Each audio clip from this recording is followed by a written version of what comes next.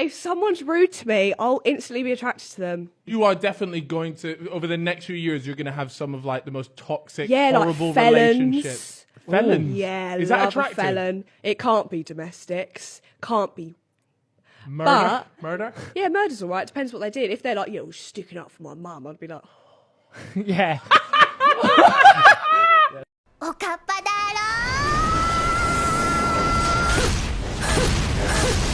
If you're the nice guy that keeps watching the girl you like get attached to toxic men, you might want to listen up. Today, we're talking about why women love toxic men. Whew, I'm gonna need it.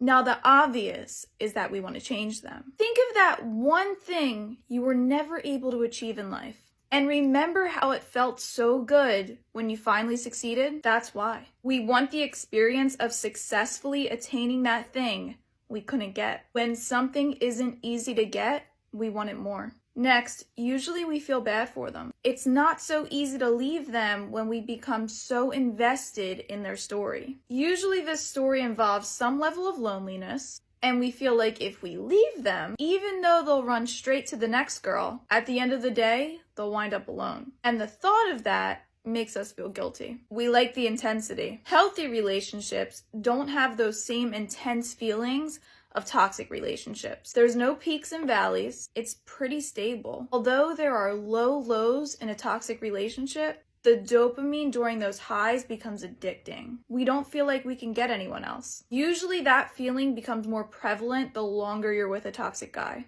You can't imagine yourself starting over. And the thought of being alone is really scary. And that person has convinced us that they're great, and we believe it. Although it's frustrating to watch people you care about wind up in this cycle, if you're a non-toxic guy watching this, there's hope. This cycle doesn't last forever, and I'm an example of that. You eventually hit an exhaustion point of no return. And although there's a lot of healing to be done after the fact, the good guy always wins.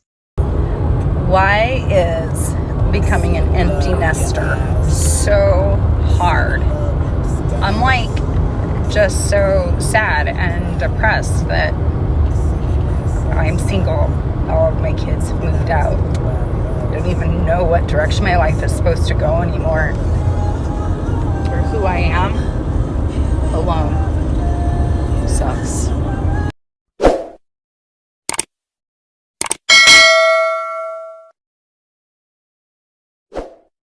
I'm 27, I don't know what the fuck I'm doing, and I'm actually about to have a mental breakdown. I literally work 2 jobs, live in a house, it's great, everything's good. But you know what? What the fuck am I doing? Every day I wake up, I'm like, is there a fucking purpose to this? Ugh! I'm so fucking tired. And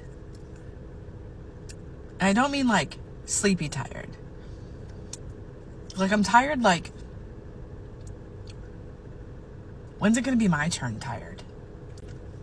And that sounds so fucked up and not like me.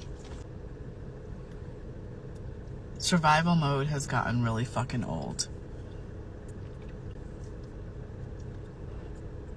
I just got a 3rd job because feeding myself and my children is like a fucking mortgage payment right now. Never mind the cost of fucking rent. You know,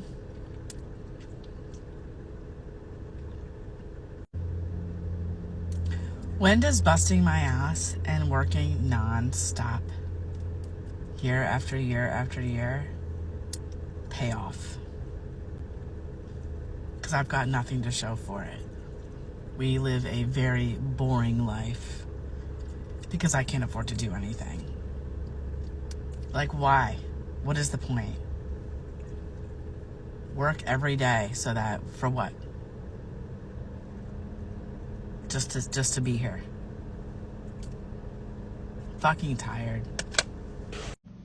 Okay, so anyone who knows me knows that I'm more like Miss Independent. I don't need no man. Until now. I am 40 years old. I am tired. And I'm sick to death of mowing and whippersnipping my yard. It just never stops. It never stops growing. It's like a jungle. I've had enough, okay? I have 2 options. I either move out of this house and move into a unit that's all concrete with no yard, or I get married. Hit me up. Fuck it, I'm tired of being single. At this point, I'll try just about anything. Romeo, oh Romeo, where art thy Romeo?